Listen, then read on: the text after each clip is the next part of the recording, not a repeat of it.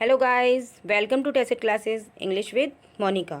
आज हम पढ़ेंगे सीबीएसई बोर्ड क्लास 12th की फ्लेमिंगो बुक का first chapter the last lesson, written by Alphonse Daudet. Alphonse Daudet France के रहने वाले थे।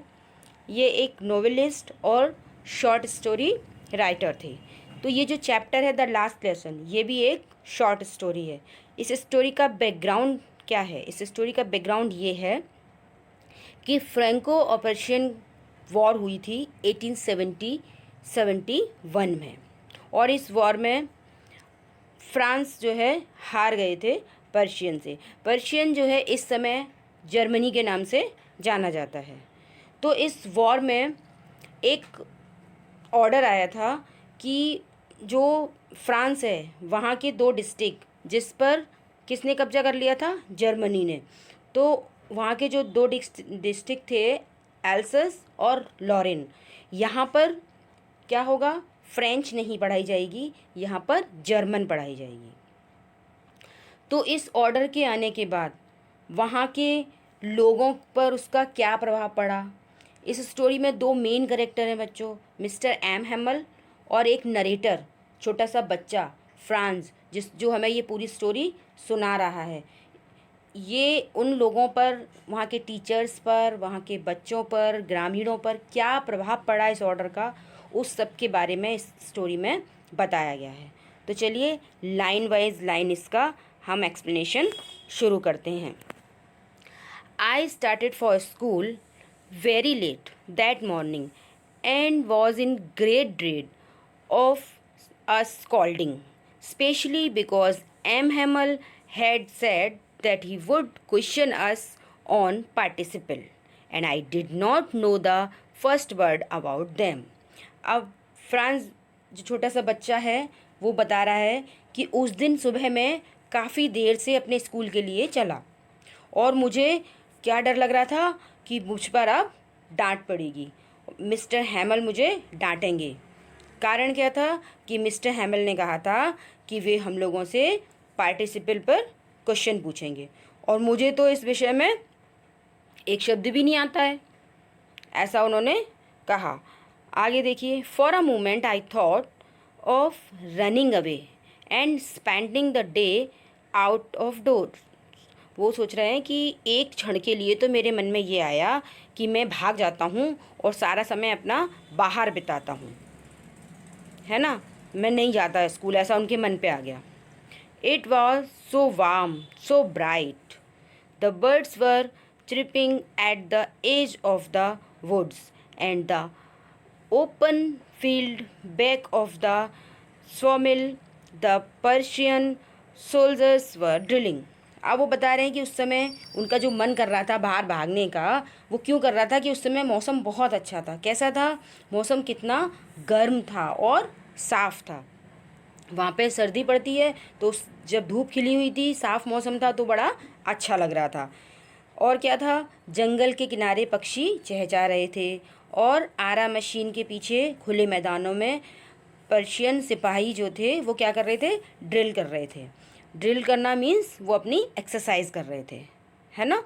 It was all much more tempting than the rule for participles. अब वो बता रहे हैं कि ये सब चीज़ें बहुत आकर्षक थी, किसकी अपेक्षा?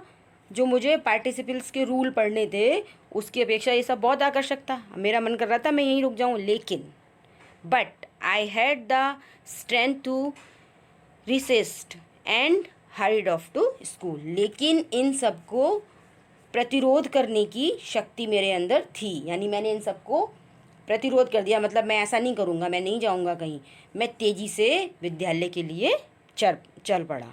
ठीक है। When I passed the town hall, there was a crowd in front of the bulletin board. जब मैं टाउन हॉल के पास से गुजरा तो देखा कि जो सूचना पट था, सूचना पट यानी वो जो बुलेटिन बोर्ड था, उसके सामने लोगों की भीड़ लगी हुई थी। तो उन्होंने देखा ये तो इतनी भीड़ क्यों लगी हुई है। For the last 2 years all over bad news had come from there. पिछले 2 सालों में सारी बुरी खबरें हमें यहीं से मिली हैं।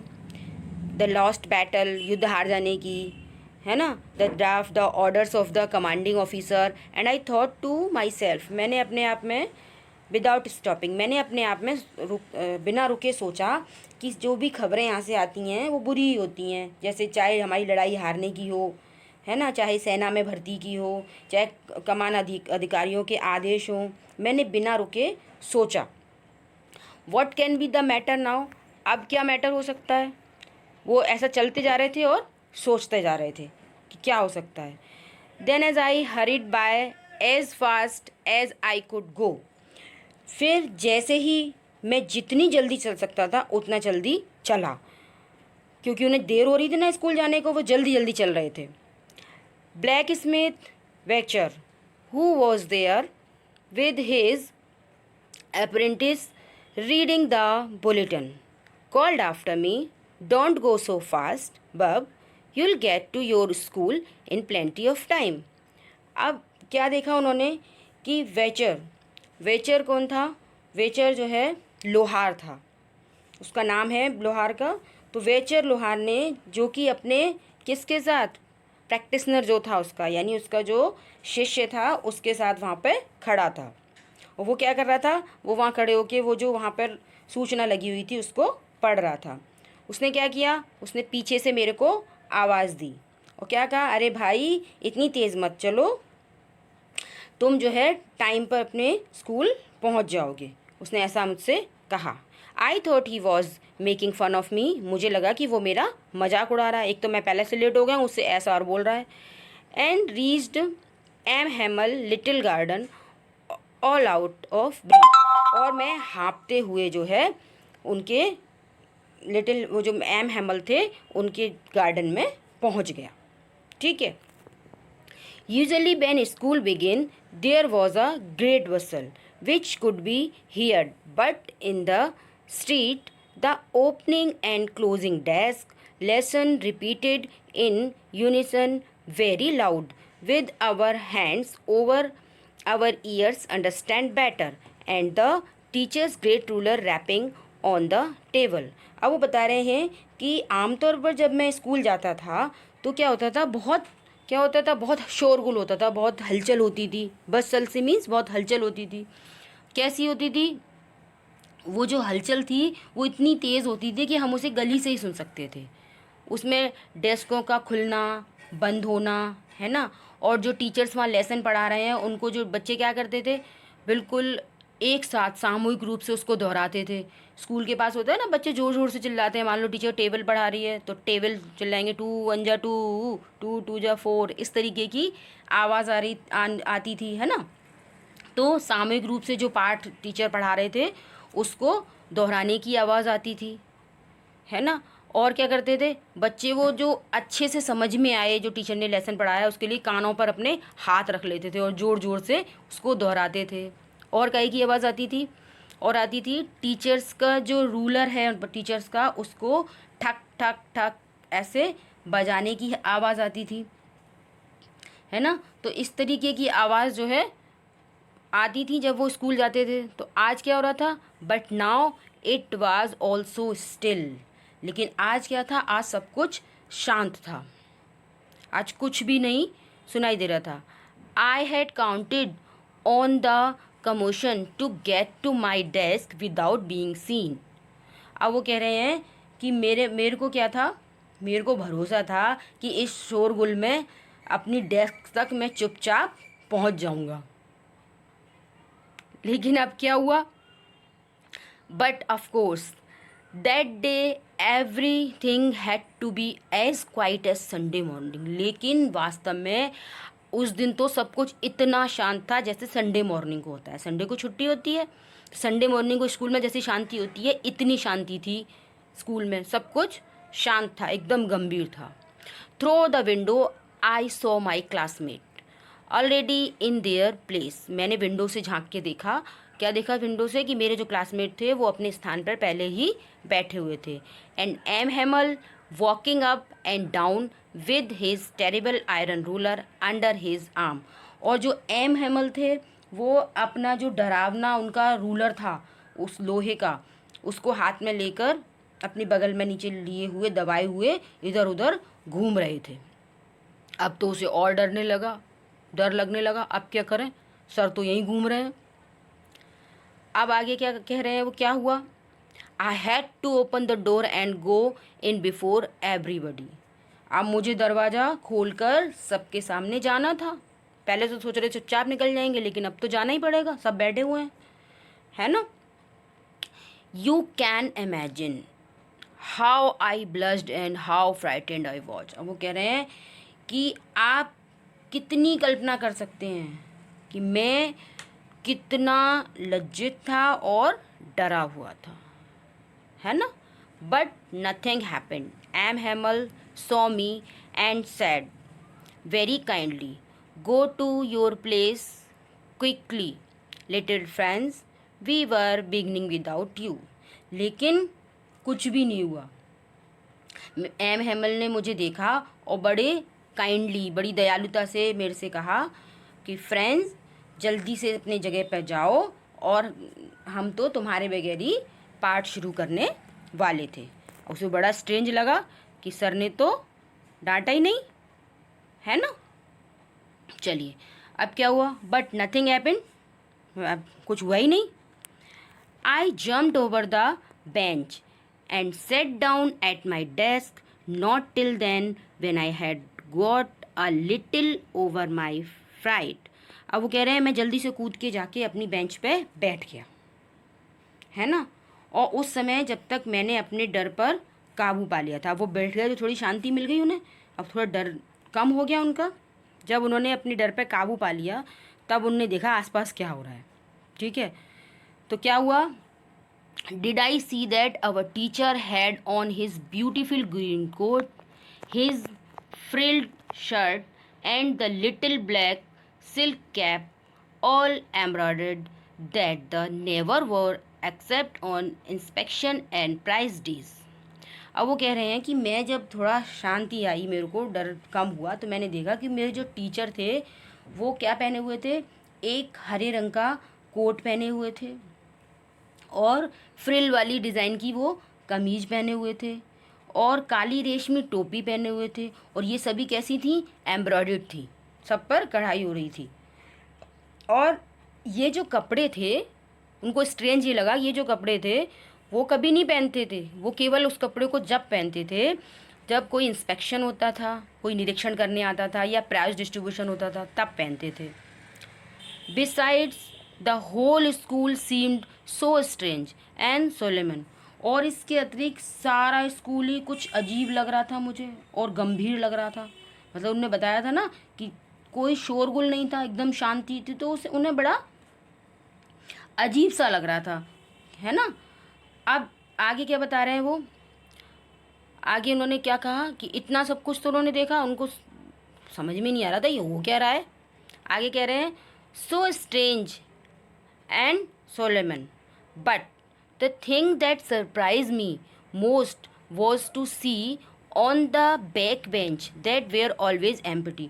और जो सबसे ज़्यादा मुझको आश्चर्यचकित करने वाली चीज़ थी वो ये थी कि जो है पीछे वाली बेंच जो हमेशा खाली रहती थी, वहाँ पे उन्होंने क्या देखा, वहाँ पे उन्होंने देखा कि the villagers people sitting quietly like our self, old Hauser with his three-cornered hat, the former mayor, the former postmaster and several other besides।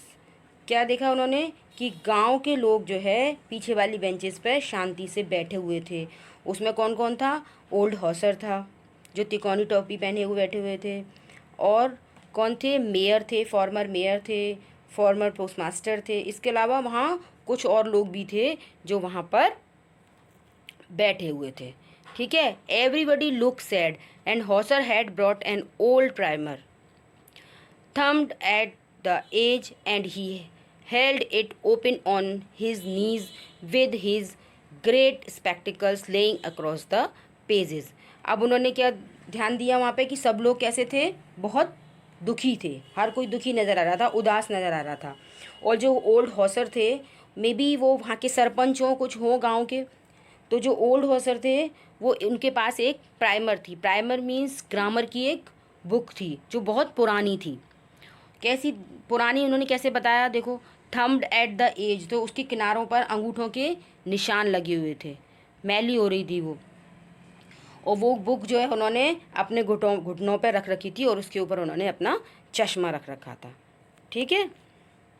While I was wondering about it all, M Hamel mounted his chair, and in the same grave and gentle tone which he had used to me said। अब वो कह रहे हैं कि मैं इन सब चीज़ों को देख रहा था, सोच ही रहा था, सोच के हैरान हो रहा था। तभी क्या हुआ, एम हेमल ने कुर्सी पर चढ़ गए और उसी गंभीरता से और उसी अंदाज में जैसे उन्होंने मुझे बुलाया था वैसे ही उन्होंने बोला। क्या बोला उन्होंने, my children this is the last lesson I shell give you, कि मेरे बच्चों ये मेरा अंतिम पाठ होगा जो मैं तुमको पढ़ाऊँगा। The order has come from Berlin to teach only German in the school of the Alsace and Lorraine. अब वो कह रहे हैं कि बर्लिन से आदेश आया है कि जो है स्कूलों में, एल्सस और लॉरेन के स्कूलों में अब केवल जर्मन भाषा ही पढ़ाई जाएगी और नया मास्टर जो है कल आपको पढ़ाने के लिए आ जाएगा। ठीक है, ऐसा उन्होंने बोला। This is your last French lesson, I want you to be very attentive.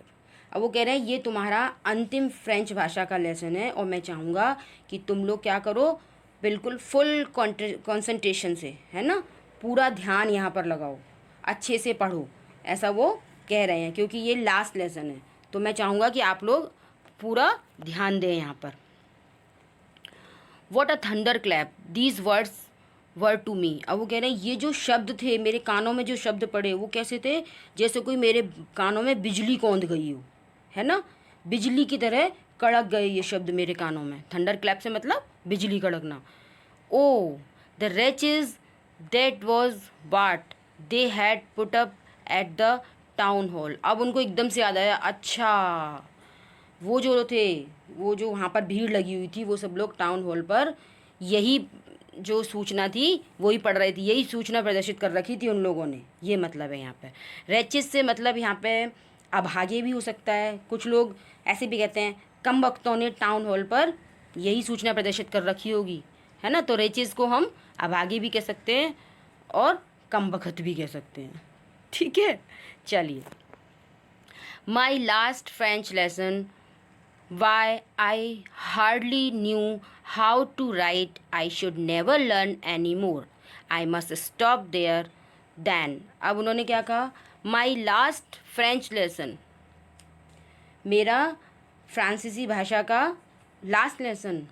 why, क्यों, मुझे तो लिखना भी नहीं आता था। कहते हैं I hardly knew how to write, मैं बड़ी मुश्किल से लिखना सीख रहा था, मुझे अभी लिखना भी नहीं आता था, है ना। आई should never learn any more, मैं और कुछ नहीं सीख पाऊँगा।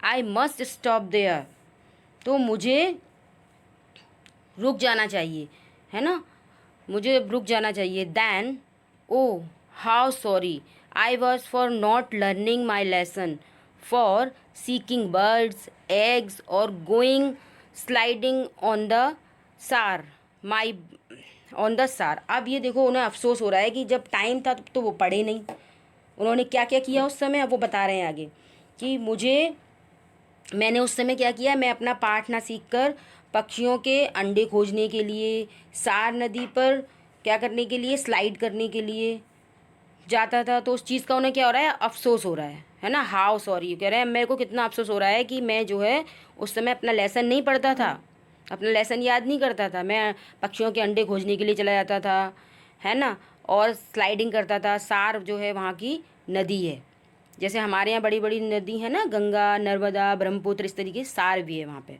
तो बता रहे हैं कि उस सार नदी में, उसके घर के पास ही थी वो नदी, तो मैं वहाँ पर क्या करने चला जाता था, स्लाइडिंग करने चला जाता था। फिसलते थे बच्चे, मज़े लेते थे वहाँ जाके, मैं ऐसा करने के लिए चला जाता था। अब वो अफसोस कर रहे हैं जो उन्होंने उस समय किया उसका।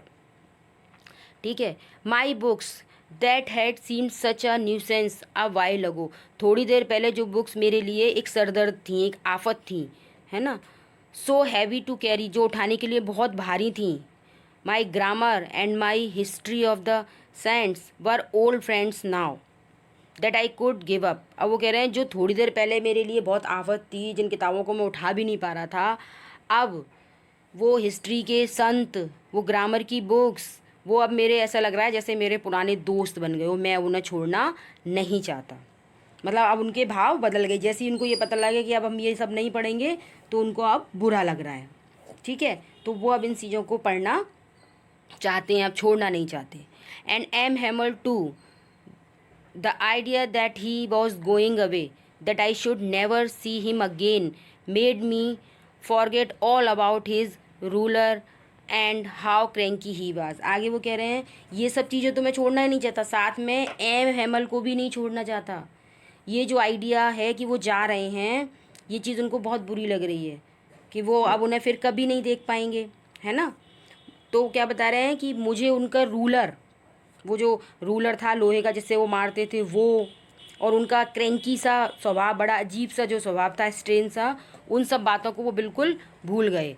अब उन्हें ये लग रहा है कि मतलब ये अब यहाँ से ना जाएं, सब कुछ बुरा लग रहा है उनको। Poor man, it was in honour of this last lesson that he had put on his fine Sunday cloth, and now I understood why the old men of the village were sitting here in the back of the room। अब उन्हें सब बातें समझ में आ रही थी, उनको ये समझ में आ रहा कि बेचारे ये मिस्टर एम हैमल जो हैं वो अपना लास्ट लेसन को ऑनर देने के लिए, सम्मान करने के लिए अपने जो संडे क्लॉथ्स हैं, सबसे अच्छे क्लॉथ जो है वो पहन के आते हैं। ये जो संडे क्लॉथ होते हैं बच्चे, जो सबसे अच्छे क्लॉथ होते हैं अपने, उनको बोला जाता है संडे क्लॉथ। तो ये जो है अपने लास्ट लेसन को ऑनर देने के लिए अपने सबसे सुंदर कपड़े वो पहनकर आए थे, पहने हुए थे। अब वो कह रहे हैं कि मेरी समझ में आ गया कि ये गांव वाले थे वो लास्ट बेंच पे क्यों बैठे हुए थे, यहाँ पीछे रूम में, क्लासरूम में क्यों बैठे हैं, क्योंकि वो जो है वो सब उनको क्या करने आए हैं, वो सब उनको ऑनर देने आए हैं, बड़े दुखी हैं। It was because they were sorry, और इसीलिए वो लोग सब दुखी थे। दे वर सॉरी टू, वे सब लोग भी इसीलिए ही दुखी थे। That they had not gone to school more, वो लोग भी ज़्यादा स्कूल नहीं गए थे, है ना, विद्यालय अधिक नहीं गए थे वो लोग भी ज़्यादा नहीं गए थे। वो केवल उनको क्या अपना उनको सम्मान देने आए हैं, है ना। It was their way of thanking our master for his 40 years of faithful service and of showing their respect for the country that was theirs no more. ये उनका हमारे टीचर के लिए जो 40 साल से क्या कर रहे थे, सच्ची सेवा कर रहे थे, ईमानदारी से सेवा कर रहे थे, है ना, उसके प्रति और देश के प्रति, है ना, जो अब उनका नहीं रहा। सम्मान प्रकट करने का एक तरीका था, एक ढंग था, अब नहीं रहा ना, हार गए ना। वो जो उनके दो डिस्ट्रिक्ट थे, एल्सेस और लॉरेन, वहीं तो वो लोग रहते थे, और वो उस पर कब्जा जो है जर्मन का हो गया था, तो वो देश उनका नहीं रहा, उसके प्रति वो अपना सम्मान प्रकट करने के लिए सब लोग इकट्ठे हुए थे। ठीक है। While I was thinking of all this, मैं ये सब कुछ सोच ही रहा था, ये सब कुछ बातें जो है उनके दिमाग में चल रही थी। ठीक है। I heard my name called, मैंने सुना कि मेरा नाम पुकारा गया है। It was my turn to recite, अब मेरा टर्न था पढ़ने का, पढ़ के सुनाने का।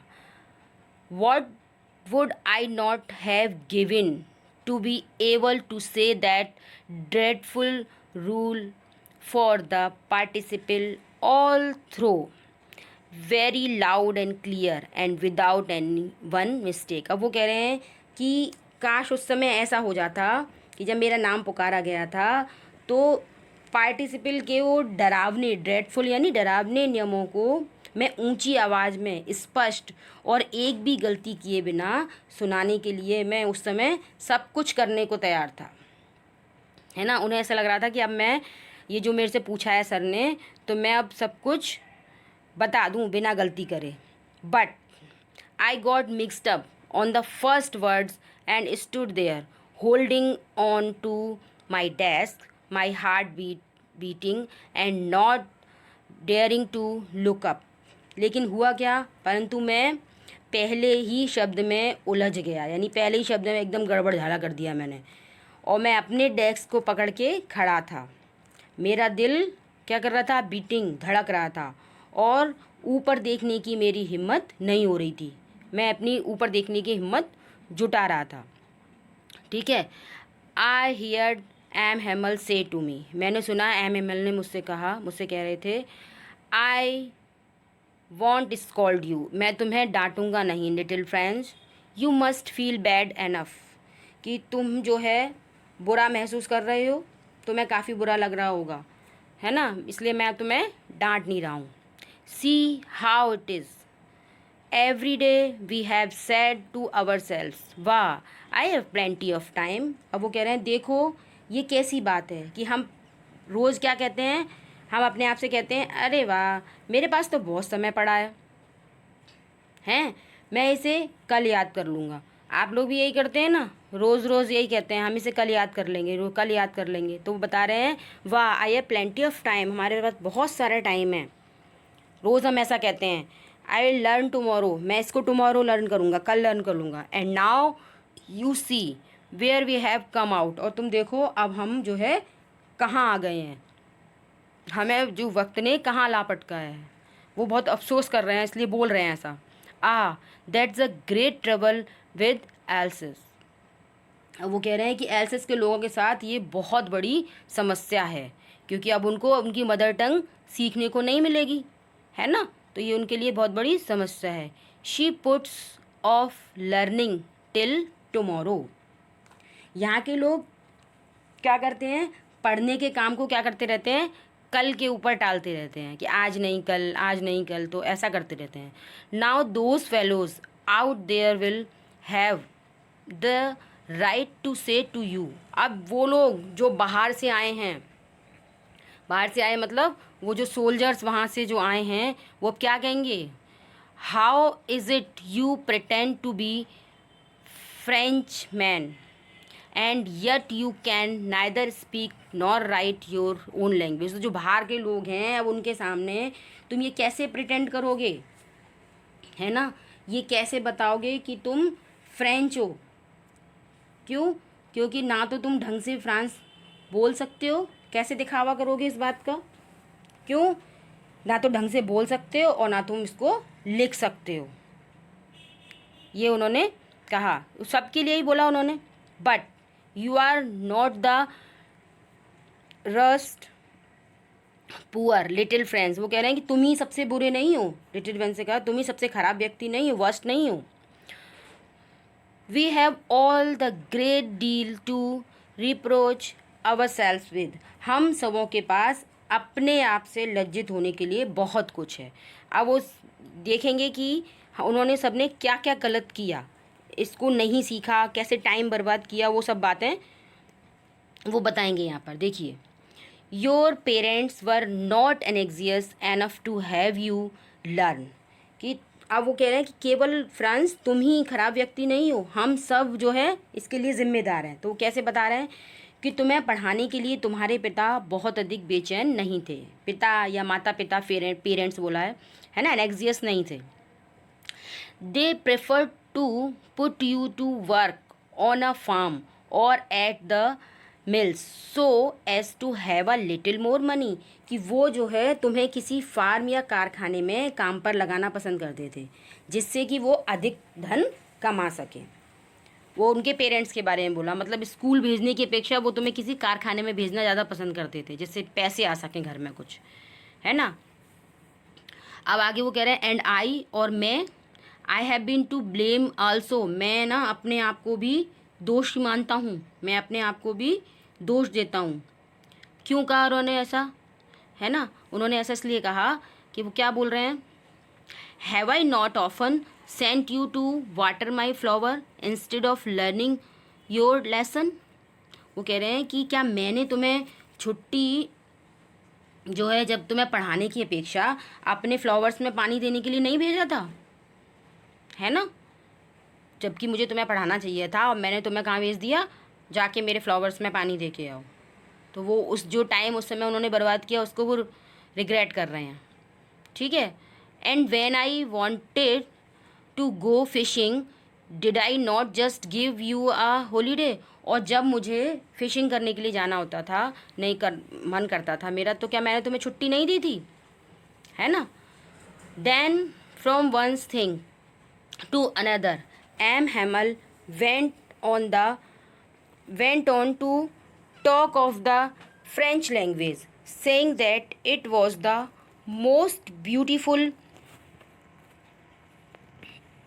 language in the world. अब वो जो है एम हेमल जो थे फ्रेंच भाषा के बारे में बात करते जा रहे थे। क्या बता रहे थे? ये संसार की सबसे सुंदर भाषा है, द क्लियरेस्ट, स्पष्ट है, द मोस्ट लॉजिकल, तर्कपूर्ण है, that we must guard it among us and never forget it. और इसको क्या करना है? हम सबको इसकी मिलजुल कर रक्षा करनी है ना? और हमें इसे कभी भी भूलना नहीं है, never forget it, because when a people are enslaved, as long as they hold fast to their language, it is as if they had the key to their prison. अब वो क्या बोल रहे हैं? वो कह रहे हैं कि हमें मिलजुल कर क्या करना है? इसकी रक्षा करनी है और कभी भी भूलना नहीं है। क्या नहीं भूलना है? अपनी मातृभाषा को।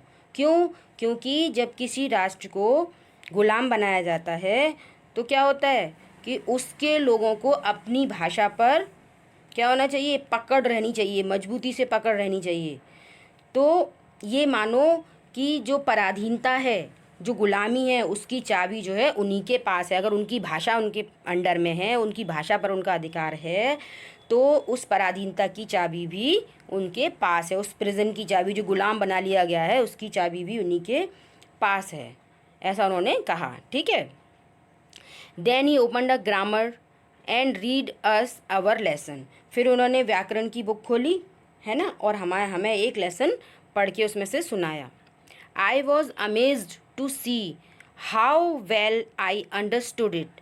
मुझे ये बड़ा अजीब लगा कि मैं उस लेसन को बहुत अच्छे से समझ गया। All he sad seemed so easy. I think too that I had never listened so carefully and that he had never explained everything with so much patience. अब वो आगे क्या कह रहे हैं कि उस दिन जो भी उन्होंने समझाया, उनको बड़ा अजीब लग रहा था कि उन्होंने जो भी समझाया था वो उनको अच्छे से समझ में आ गया, बहुत आसान लगा जो कुछ उन्होंने बताया। और वो कह रहे हैं मुझे ये लगा कि मैंने इतने ध्यान से, इतने धैर्य से पहले कभी नहीं सुना था, है ना। मुझे शायद, अब वो उनके लिए भी कह रहे हैं कि उन्होंने भी पहले इतनी अच्छी तरीके से पहले कभी नहीं पढ़ाया हो, है ना। इस तरीके से उनको लगने लगा कि मेरे को तो एक बार में ही समझ में आ गया, तो शायद मैंने पहले कभी ध्यान से नहीं सुना होगा, ये तो बहुत आसान है, या उनने इतने धैर्य से पहले कभी नहीं पढ़ाया होगा, ऐसा वो सोच रहे हैं। And that he had never explained everything with so much patience. उतने धैर्य से उन्होंने कभी नहीं समझाया होगा। It seemed almost as if the poor man wanted to give us all he knew before going away and to put it all into our head at one stroke. अब वो कह रहे हैं कि ऐसा लग रहा था कि वो जो मिस्टर एम हैमल है, बेचारे जाने से पहले सब कुछ जो भी वो जानते हैं वो हमें देना चाहते हैं और एक ही बार में सब कुछ हमारे दिमाग में बिठाना चाहते हों। मतलब उनको ऐसा लग रहा था कि मेरे पास जो भी कुछ है मैं इनको दे दूं, इनको बता दूं।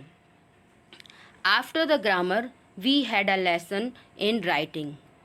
अब वो कह रहे हैं कि ग्रामर के बाद जो है एक जो है हमको किसका लेसन दिया गया? राइटिंग का, राइटिंग करने को दिया गया एक lesson. That day M Hamel had new copies for us. उस दिन एम हेमल हमारे लिए नई कॉपियाँ लेकर आए थे।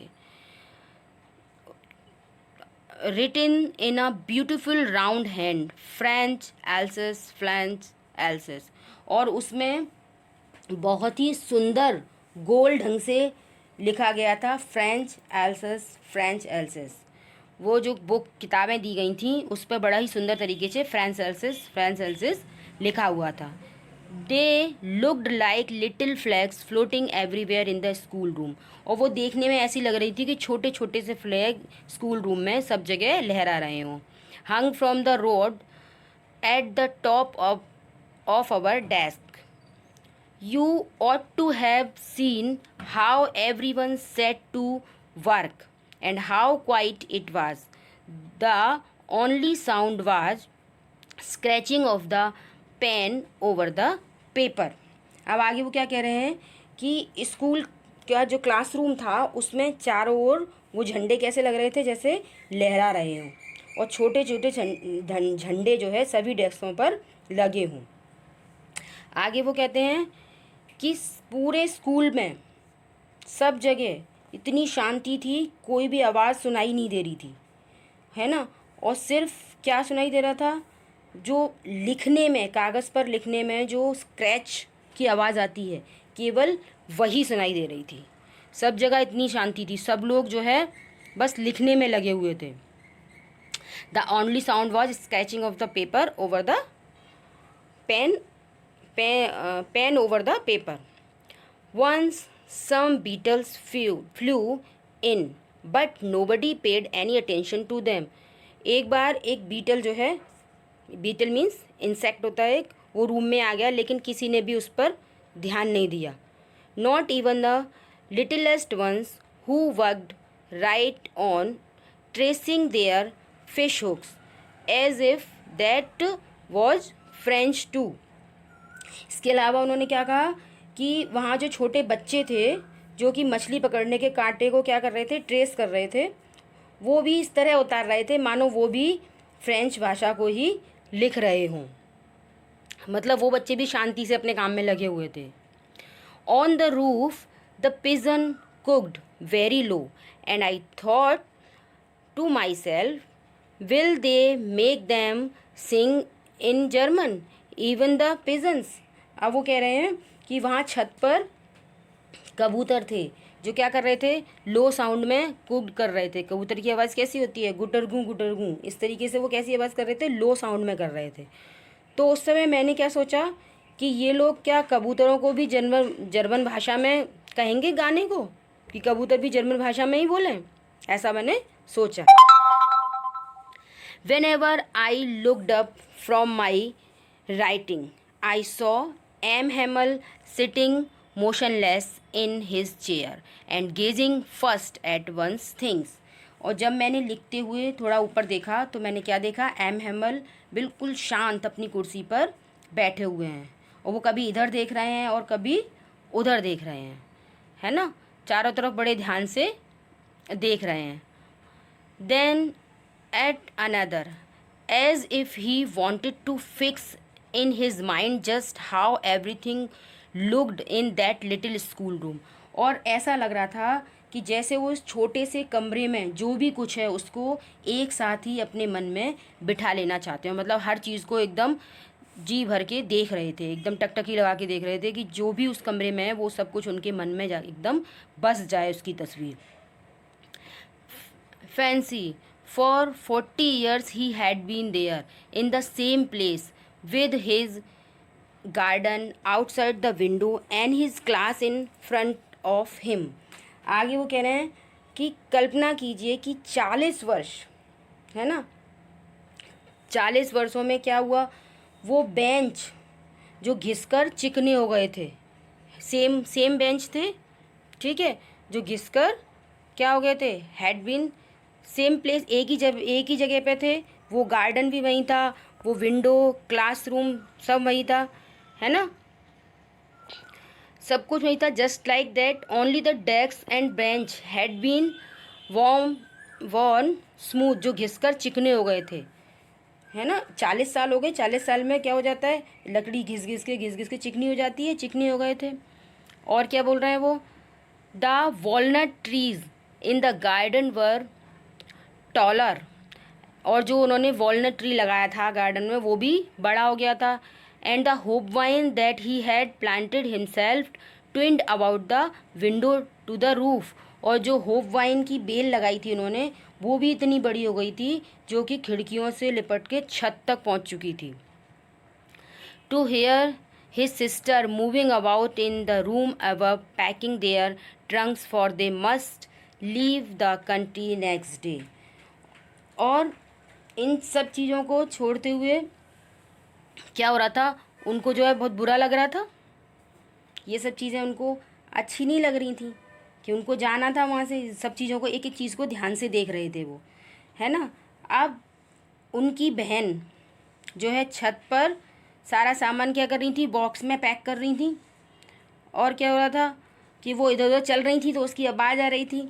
क्यों ऐसा सब कुछ वो पैकिंग कर रही थी? क्योंकि अगले दिन उनको उस देश को छोड़ के जाना था, इसीलिए वो इतने इमोशनल हो रहे थे। इन सब चीज़ों को देख के बड़े दुखी हो रहे थे वो, है ना। और जो भी रूम में था 40 सालों से वो लगातार उस चीज़ को देख रहे थे। उन्होंने अखरोट के पेड़ लगाया था, होप वाइन लगाई थी, हर चीज़ को वो अपने अंदर समा के ले जाना चाह रहे थे, आँखों में उसकी तस्वीर को, इसलिए इतने ध्यान से वो उसे देख रहे थे। But he had the courage to hear every lesson to the very last, परंतु उनमें हर पाठ को अंत तक सुनने का साहस था, है ना। After the writing we had a lesson in history, लिखने के बाद, राइटिंग जो कर ली हमने, सुलेख कर लिया, उसके बाद हमें इतिहास का पाठ मिला, है ना, मतलब हिस्ट्री का एक लेसन मिला हमको। And then the babies chanted their ba be bi bo bu down there at the back of the room. Old Hauser had put on his spectacles and holding his primer in both hands spelled the letters with them। अब इतना सब होने के बाद क्या हुआ, एक history का लेसन हुआ। उसके बाद जो बच्चे थे छोटे, उन्होंने बा बे बी बू गाया, है ना। और कमरे के पीछे से वो जो हौसर थे वो आगे आए, चश्मा लगाया उन्होंने, और दोनों हाथों में उन्होंने अपनी बुक को अच्छे से पकड़ा हुआ था, है ना। और क्या किया, ये उन्होंने सब कुछ ध्यान से वो देख रहे थे, आगे आए, अपनी पुरानी बुक को हैंड में लिए हुए थे, और एक लेटर उनको दिया, और भावुकता के साथ, है ना, एक लेटर उनको किसको दिया, मिस्टर एम हैमल को। You could see that the he too was crying, his voice trembled with emotion and it was so funny that hear him that we all wanted to laugh and cry। अब वो कह रहे हैं कि ये सब जो है वो ये सब करते हुए क्या हो रहा था, भावुकता की वजह से उनकी आवाज़ जो है कांप रही थी, और उनको इस प्रकार बोलता हुआ सुनकर हमें बहुत अजीब लग रहा था, और हम हंसना भी चाहते थे और रोना भी चाहते थे, कि उनकी आवाज़ सुन के तो हंसी आ रही थी लेकिन माहौल ऐसा था कि हमको रोना आ रहा था। आहा, how well I remember it that last lesson. वह अंतिम पाठ जो था, लेसन जो था, मुझे कितनी अच्छी तरह से याद था, मतलब वो आज भी उसे याद करते हैं। All at once the church clock struck 12। वो बता रहे हैं तभी एकाएक जो चर्च की बैल थी उसमें 12 घंटे बजे, है ना। एंजल्स, अब ये प्रार्थना का टाइम था, अब घंटे बजते हैं तो उसको एंजल्स बोला जाता है ना। और ये जो है प्रार्थना का टाइम था तो प्रार्थना की आवाज़ आई। At the same moment the trumpets of the Persian returning from drill sounded under our window.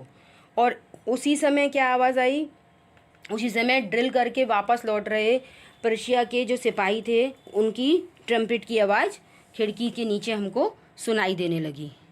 मतलब सेम टाइम था वो, उस समय बैल भी सुनाई दे रही थी चर्च की, और उसी समय उनके ड्रिल से जब वो लौट रहे थे उनके ट्रम्पेट की आवाज़ भी सुनाई दे रही थी। M Hamel stood up. M Hamel क्या हुआ, खड़े हुए। Very pale in his chair I never saw him look so tall. वो अपनी कुर्सी पर खड़े हो गए और वो पेल मतलब पीला पड़ जाना, रंग उड़ जाना, है ना। तो उनका रंग कैसा हो गया था, फीका पड़ गया था।